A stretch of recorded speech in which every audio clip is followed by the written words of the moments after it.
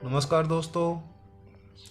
Calendar words का या calendar reasoning का ये सेकंड वीडियो।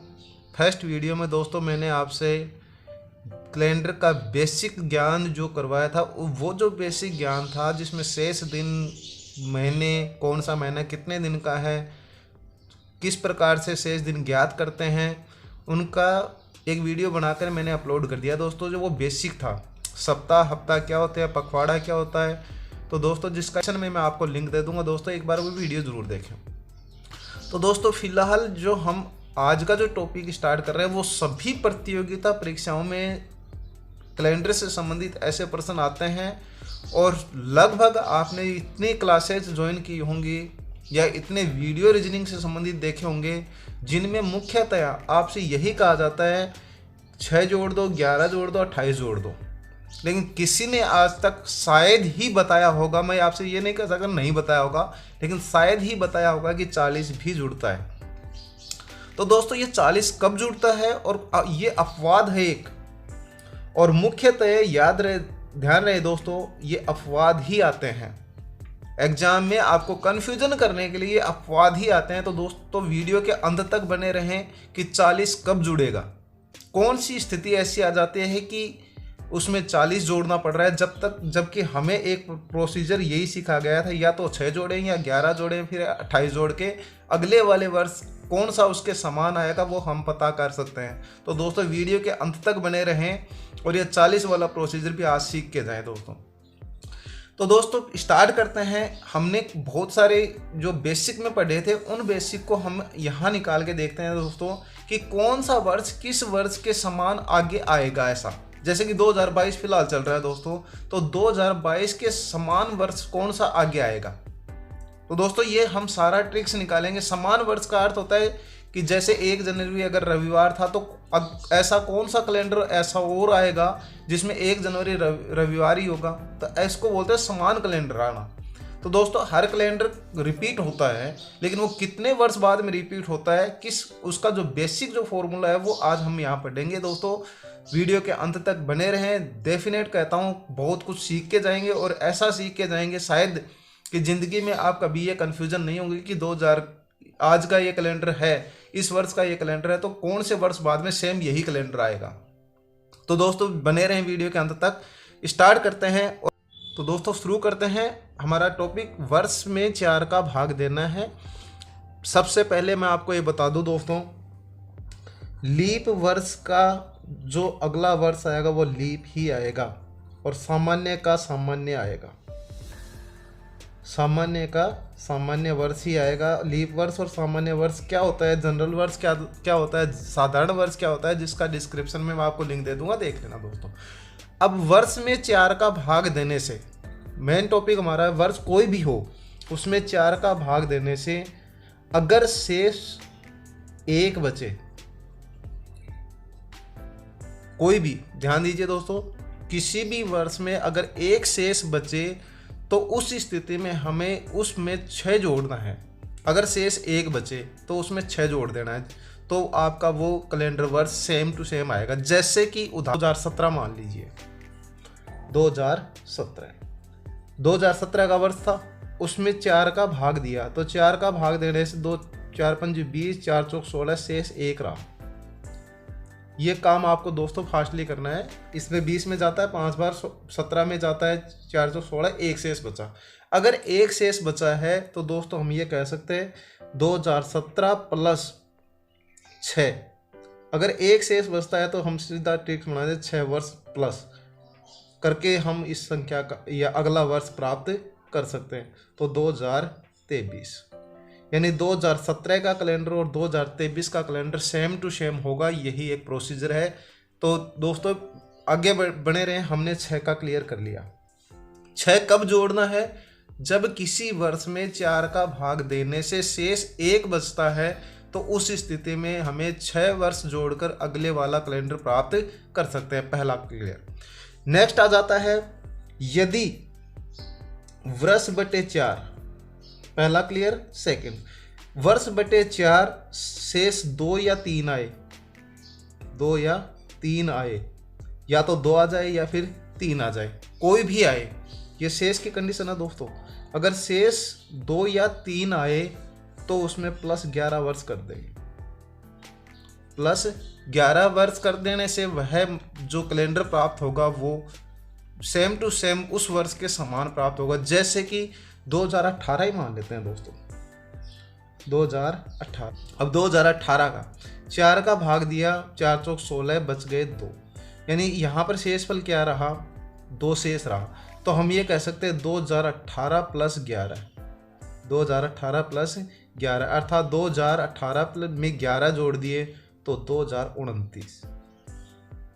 2029, यानी 18 के समान जो कैलेंडर आएगा वो 2029 का आएगा, ना कि 2023-24 का।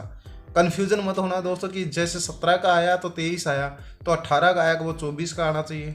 तो ये दोस्तों कन्फ्यूजन मिटा देना। आपका जो प्रोसीजर है वो ट्रिक सही है। 11 कब जुड़ेंगे, जब शेषफल 2 या 3 आ जाए।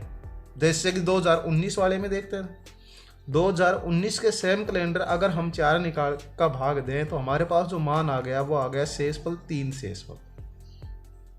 तो 3 शेषफल बचते हैं, तो 2019 + 11, तो आपके पास मान आ गया 9 और 1 10, यानी 2030।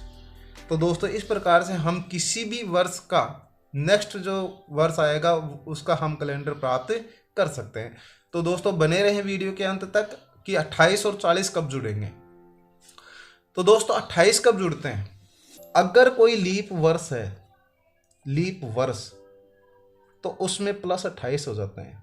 या फिर हम ये कह सकते हैं यदि शेष वर्ष बटे 4 बराबर 0 शेष आए। ध्यान दीजिए, अगर हम किसी संख्या में 4 का भाग देते हैं तो अधिकतम शेषफल 3 आ सकते हैं, जब या तो शेषफल 0 आ जाए, या फिर 1 आ जाए, 2 आ जाए, या 3 आ जाए। क्योंकि 4 का भाग देने का शेषफल कभी आप में सोचना कि दोस्तों कि 5 आ जाए तो क्या करें, नहीं दोस्तों नहीं आ सकते। अगर 5 आ रहे हैं तो आपने भाग ही गलत किया है। तो दोस्तों शेष अगर 4 आ जाए, इस 4 का भाग देना है, शेष अगर 0 आ जाए तो वह लीप वर्ष होता है, लीप वर्ष। तो लीप वर्ष अगर है तो ध्यान दीजिए कि 28 वर्ष उसमें जुड़ जाएंगे। जैसे कि मान लो कि 2004 लीप वर्ष था, 4 का भाग देंगे 2004 में तो हमारा शेष 0 बचा, शेषफल क्या बचा, 0 बचा। तो 2004 + 28, 2004 + 28 जोड़ देंगे तो इसमें हम ये करेंगे 28 वर्ष प्लस कर देंगे। तो दोस्तों हमारा कंसेप्ट क्लियर हो गया। 28 + 4 जोड़ दिए तो 2032, यानी 2004 का कैलेंडर और 2032 का कैलेंडर वर्ष एक जैसा होगा, और दोनों में 1 तारीख को जो वार 2004 में था वही का वही वार 2032 में आएगा। यानी टोटल 1 जनवरी से लेकर 31 दिसंबर तक सेम टू सेम डे और सेम टू सेम दिन डेट आएगी। अब आ जाता आपका मेन कंसेप्ट कि 40 कब जुड़े। तो दोस्तों ये एक अपवाद का क्वेश्चन है कि 40 हमने आज तक नहीं देखा कि 40 भी जुड़ते हैं। तो दोस्तों ये बने रहे वीडियो के लास्ट तक, अभी आपका कंप्लीटली होने वाला है कि ये 40 कब जुड़ते हैं। जब किसी वर्ष में हम जोड़ते हैं तो 28 तक तो हमने जोड़ दिया, 28 लीप वर्ष में, ये 2 या 3 शेष आने पर, ये 1 शेष आने पर, और ये शेष 0 आने पर। तो लीप वर्ष तो हमेशा 28 वर्ष बाद में इंक्रीज हो जाता है, सेम टू सेम वैसा ही 28 वर्ष बाद में आ जाता है। लेकिन अपवाद है, और वो अपवाद है लीप वर्ष का ही। दोस्तों आपने कभी कन्फ्यूजन होकर देखा होगा कि कभी कभार जो शताब्दी होती है जिसमें हमें लीप वर्ष का पता लगाने के लिए 400 का भाग देना पड़ता है। शताब्दी में 400 का भाग, ध्यान दीजिए दोस्तों, शताब्दी में 400 का भाग देते हैं। जैसे कि मान लो 1872 है, 1872। अब इसमें हम 4 का भाग देंगे दोस्तों, तो 1872 में 4 का भाग दिया तो हमारे पास शेष 0 बचा, 0 शेष बचा। अपवाद है, अपवाद को मैं आपको क्लियर करके बता रहा हूँ। इसमें शेष क्या बचा, 0। तो अब हमारे अकॉर्डिंग 1872 + 28 होना चाहिए, 1872 + 28 होना चाहिए दोस्तों। 28 अगर हैं तो 28 के अकॉर्डिंग हमारे पास मान आया 1900।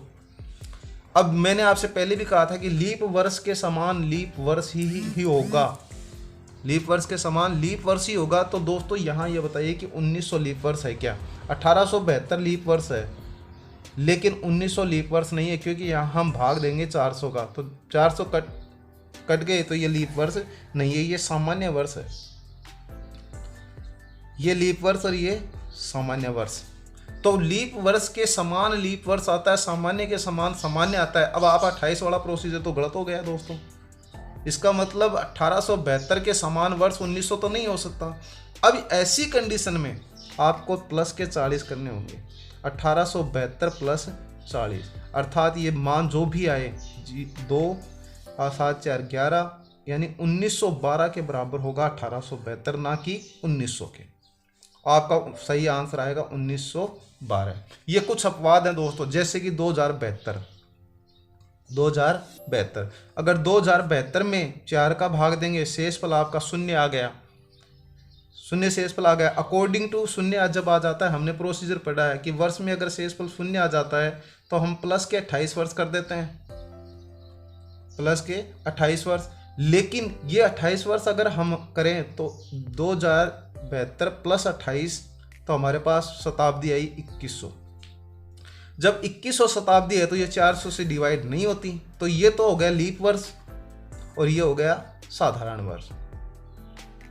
साधारण वर्ष, जो लीप वर्ष तो साधारण वर्ष सेम टू सेम कैसे होंगे दोस्तों? फरवरी के 28 तक तो हो सकता है सेम टू सेम हो जाएं, लेकिन 1 मार्च को आपका अगला वाला दिन चेंज हो जाएगा, तो सेम टू सेम कैलेंडर नहीं आएगा। तो दोस्तों ये प्लस का जो 40 होगा वो यहाँ होगा, 2072 प्लस 40, अर्थात आपका जो मान आएगा 7 4 11, यानी 2112, यानी 2072 का जो कैलेंडर है वो 2112 वर्ष का जो कैलेंडर होगा उसके समान होगा।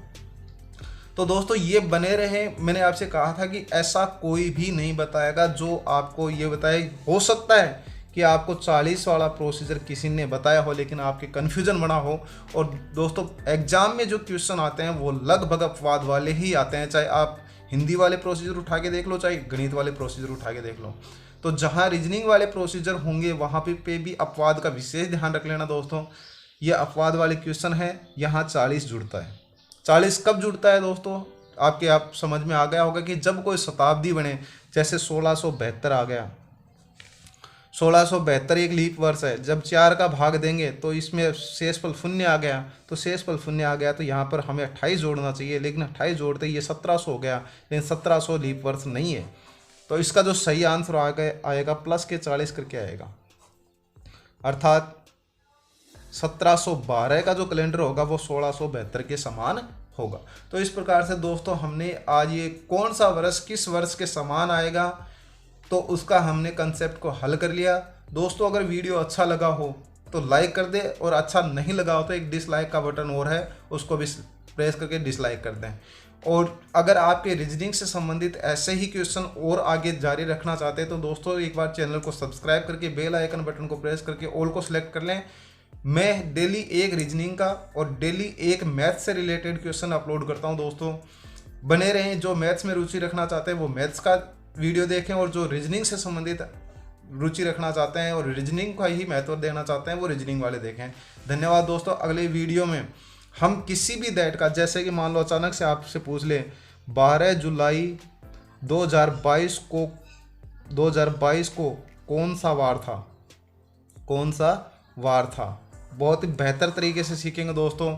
ऐसा क्वेश्चन कि कौन सा वार था, हमें ये पता ही नहीं कि दिन कौन सा था, वार कौन सा था। दिन और वार एक जैसे होते हैं, कई जगह इसको दिन ही ज़्यादातर माना जाता है। तो 12 जुलाई 2022 को कौन सा दिन था, ऐसा क्वेश्चन आ जाए तो उसको हम किस प्रकार से हल करते हैं कि पहले सप्ताह के दिनों के अकॉर्डिंग, शेष दिनों के अकॉर्डिंग, बहुत आसान से आप 30-35 सेकंडों में उस प्रश्न को हल करेंगे।